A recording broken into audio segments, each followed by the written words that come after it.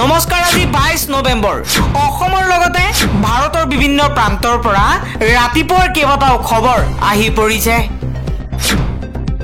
এই মুহূৰ্তত জনাই আছো এটা ব্ৰেকিং নিউজ। ইজৰাইলৰ প্ৰধানমন্ত্ৰী বেঞ্জামিন নেতান্যাহুৰ বিৰুদ্ধে গ্ৰেপ্তাৰী পৰোৱানা জাৰি কৰা হৈছে। আন্তৰ্জাতিক অপৰাধ আদালতে ইজৰাইলৰ প্ৰধানমন্ত্ৰী বেঞ্জামিন নেতান্যাহু আৰু দেশখনৰ প্ৰাক্তন প্ৰতিৰক্ষা মন্ত্ৰী যোৱাব গালান্টৰ লগতে হামাছৰ এজন সামৰিক অধিনায়কৰ বিৰুদ্ধে গ্ৰেপ্তাৰী পৰোৱানা জাৰি কৰিছে। গাজাৰ নাগৰিকৰ সৈতে অমানৱীয় কাণ্ড কৰাৰ লগতে গাজাৰ নাগৰিকসকলক খোৱা পানী, খাদ্য, চিকিৎসা সেৱাত বাধা দিয়াৰ বাবে শিশুৰ মৃত্যু হোৱাৰ লগতে আন জনসাধাৰণে বিভিন্ন সংকটৰ সন্মুখীন হোৱা বুলি অভিযোগ তুলি ইজৰাইলৰ প্ৰধানমন্ত্ৰী আৰু প্ৰাক্তন প্ৰতিৰক্ষা মন্ত্ৰী দুগৰাকীৰ বিৰুদ্ধে গ্ৰেপ্তাৰী পৰোৱানা জাৰি কৰিছে। ইজৰাইলৰ প্ৰধানমন্ত্ৰী বেঞ্জামিন নেতান্যাহুৱে জানি বুজি নাগৰিকসকলক লক্ষ্য কৰি লৈছিল আৰু সেইবাবেই আন্তৰ্জাতিক অপৰাধ আদালতে এই নিৰ্দেশনা জাৰি কৰিছে। বৰাক বেলীক অসমৰ পৰা পৃথক কৰিবলৈ দাবী জনাইছে শৃংখল চলিহাই। বৰাক বেলীৰ সৰহসংখ্যক লোক বাংলাদেশী মূলৰ বুলি দাবী কৰিছে শৃংখল চলিহাই আৰু শৃংখল চলিহাৰ এই মন্তব্যত ৰাজ্যজুৰি প্ৰতিক্ৰিয়াৰ সৃষ্টি হৈছে।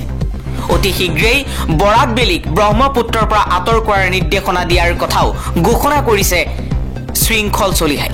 শৃংখল চলিহাই কৈছে, বৰাক বেলীত বৰ্তমান সময়ত হাইলাকান্দি, কাছাৰ, কৰিমগঞ্জত বাংলাদেশী মূলৰ মুছলমান ভৰ্তি হৈ আছে। সেইবাবে বৰাক বেলীক পৃথক কৰাৰ দাবী জনাইছে শৃংখল চলিহাই। কিন্তু শৃংখল চলিহাৰ এই মন্তব্যৰ পাছতেই তিনিখন জিলা কৰিমগঞ্জ, হাইলাকান্দি আৰু কাছাৰত প্ৰতিক্ৰিয়াৰ সৃষ্টি হৈছে।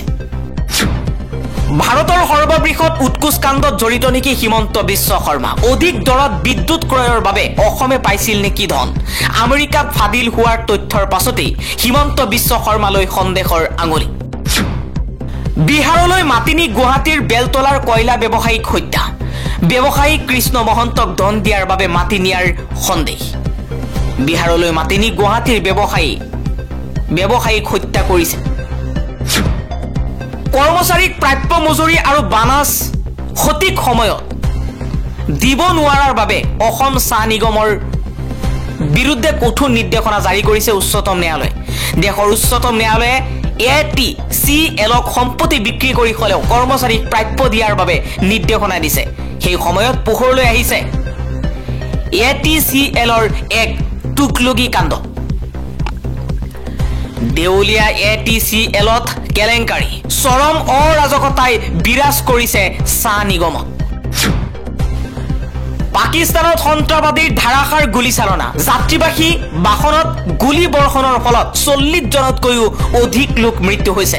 সমগ্ৰ পাকিস্তানত সন্ত্ৰাসবাদীৰ এই আক্ৰমণৰ পাছতে হাহাকাৰ পৰিস্থিতি। এজন দুজন নহয়, গুলীবৰ্ষণত 40 জনতকৈও অধিক লোক নিহত হৈছে। গৌতম আদানীৰ বিৰুদ্ধে সৰব হৈ পৰিছে ৰাহুল গান্ধী। ৰাহুল গান্ধীয়ে কৈছে, প্ৰধানমন্ত্ৰী মোদীৰ সহায়ত বাংলাদেশত কাম কৰি আছে আদানীয়ে। একেদৰে শ্ৰীলংকা আৰু কেনিয়াতো কাম কৰা হৈছে, য'ত তদন্তৰ কথা চৰ্চা হৈ আছে। এইটো এটা স্পষ্ট সম্পূৰ্ণ আৰ্হি। প্ৰধানমন্ত্ৰী য'তে যায় তাতেই আদানীৰ বাবে ব্যৱসায় আৰম্ভ হয়। সত্যটো এদিন ওলাব, কাৰণ আমি পিছুৱাই যোৱা বিধৰ নহয়। এবাৰ প্ৰধানমন্ত্ৰী নৰেন্দ্ৰ মোদীক লক্ষ্য কৰি গৌতম আদানীৰ নাম লৈ এই মন্তব্য কৰিছে বিৰোধী দলপতি ৰাহুল গান্ধীয়ে। আদানী মহা কেলেংকাৰীৰ গোটেই কাহিনীটোৰ 5টা পইণ্ট আছে।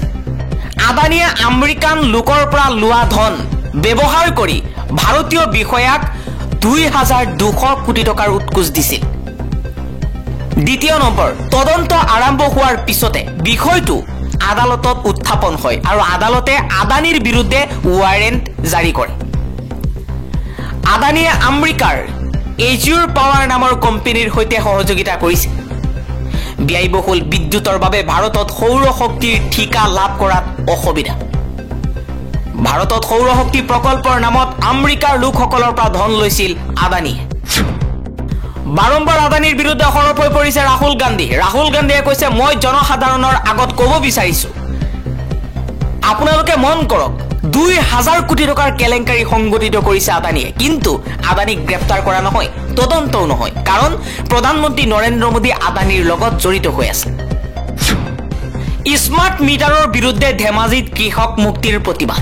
স্মাৰ্ট মিটাৰৰ বিৰুদ্ধে কেইবাটা মন্তব্য কৰিছে কৃষক মুক্তি সংগ্ৰাম পৰিষদৰ নেতা বিদ্যুৎ শইকীয়াই স্মাৰ্ট মিটাৰৰ জৰিয়তে অত্যাধিক বিদ্যুৎ মাচুল সংগ্ৰহ শীঘ্ৰেই বন্ধ কৰা, স্মাৰ্ট মিটাৰ লগাবলৈ গৈ গ্ৰাহকক ভয় ভাবুকি প্ৰদান কৰা বন্ধ কৰিব লাগে। স্মাৰ্ট মিটাৰৰ জৰিয়তে অত্যাধিক বিদ্যুৎ বিল সংগ্ৰহ কৰাই এতিয়া জনসাধাৰণক জ্বলা-কলা খুৱাইছে। স্মাৰ্ট মিটাৰ লগাবলৈ গৈ গ্ৰাহকক ভয় ভাবুকি ব্লেকমেইলিংৰ বন্ধ কৰা, ঠিকাদাৰসকলৰ ওপৰত শীঘ্ৰেই আইনগত ব্যৱস্থা গ্ৰহণ কৰা, ইতিমধ্যে গ্ৰাহকসকলৰ পৰা অত্যাধিক বিদ্যুৎ মাচুল সংগ্ৰহ কৰা, অতিৰিক্ত ধনসমূহ শীঘ্ৰেই ঘূৰাই দিয়া ব্যৱস্থা কৰা আদি বিভিন্ন দাবীৰে চৰকাৰ বিৰোধী শ্লোগানেৰে আকাশ বতা কপাই তুলি APDCLৰ ধেমাজি জিলা সংমণ্ডলৰ কাৰ্যালয়ৰ সন্মুখত প্ৰতিবাদ জনায়। কাৰ্যসূচীত কৃষক মুক্তি সংগ্ৰাম সমিতি কেন্দ্ৰীয় সমিতিৰ সাধাৰণ সম্পাদক বিদ্যুৎ শইকীয়া আৰু বিতু সোণোৱাল, কাৰ্যকৰী সভাপতি ৰাজুৰাজ বৰপাত্ৰ গোহাঁই আদি কেইবাটাও দল সংগঠনৰ নেতা উপস্থিত থাকে। ৩০০০ ভোটৰ ব্যৱধানত শুদ্ধ বসুমতাৰী জয়ী হ'ব, এবাৰ এই দাবী জনাইছে হাগ্ৰামা মহিলাৰীয়ে। চিডলি বিধানসভা সমষ্টিৰ উপ নিৰ্বাচনত BPF দলৰ প্ৰাৰ্থী শুদ্ধ বসুমতাৰী বিজয়ী হ'ব বুলি দাবী BPFৰ সভাপতি হাগ্ৰামা মহিলাৰী। ৰাজ্যৰ ৫খন বিধানসভা সমষ্টিৰ উপ নিৰ্বাচনৰ ফলাফল ঘোষণাৰ মাত্ৰ এটা দিন বাকী থকাৰ সময়তে সমষ্টিয়ে আৰম্ভ হৈছে ৰাজনৈতিক দলসমূহৰ নেতা পালি নেতাৰ জয় পৰাজয়ৰ সমীকৰণ। তাৰে বড়োভূমি স্বায়ত্তশাসিত এলেকাৰ ৩১ নম্বৰ চিডলি বিধানসভা সমষ্টিৰ উপ নিৰ্বাচনৰ ফলাফলক লৈ BPF দলৰ সভাপতি হাগ্ৰামা মহিলাৰীয়েও জয় পৰাজয়ৰ অংক তথা হিচাপ নিকাচত নামি পৰা পৰিলক্ষিত হৈছে। এইবাৰ অসমত গাহৰিৰ মাংস নিষিদ্ধ কৰা হৈছে। অসমৰ শিৱসাগৰত গাহৰি কটা আৰু গাহৰিৰ মাংস বিক্ৰী বন্ধ কৰা হৈছে। পৰৱৰ্তী নিৰ্দেশনা নিদিয়ালৈকে বাহাল থাকিব এই নিষেধাজ্ঞা। আফ্ৰিকান সোৱাইন ফিভাৰ ৰোধৰ স্বাৰ্থত জিলাখনত গাহৰি আৰু গাহৰিৰ মাংসৰ পৰিবহণ কটা বিক্ৰীত নিষেধাজ্ঞা আৰোপ কৰা হৈছে। জিলা দণ্ডাধীশে এই সন্দৰ্ভত জাৰি কৰিছে নিষেধাজ্ঞা। পৰৱৰ্তী নিৰ্দেশনা নিদিয়ালৈকে শিৱসাগৰত গাহৰি কটা আৰু গাহৰিৰ মাংস সম্পূৰ্ণৰূপে নিষিদ্ধ কৰিছে। অসমৰ মুখ্যমন্ত্ৰী হিমন্ত বিশ্ব শৰ্মাই মিছা কথা কয়, নিৰ্বাচন আহিলেই প্ৰতিশ্ৰুতি দিয়ে, কিন্তু পাছত সেই প্ৰতিশ্ৰুতি অহাৰ প্ৰতিপন্ন হয়।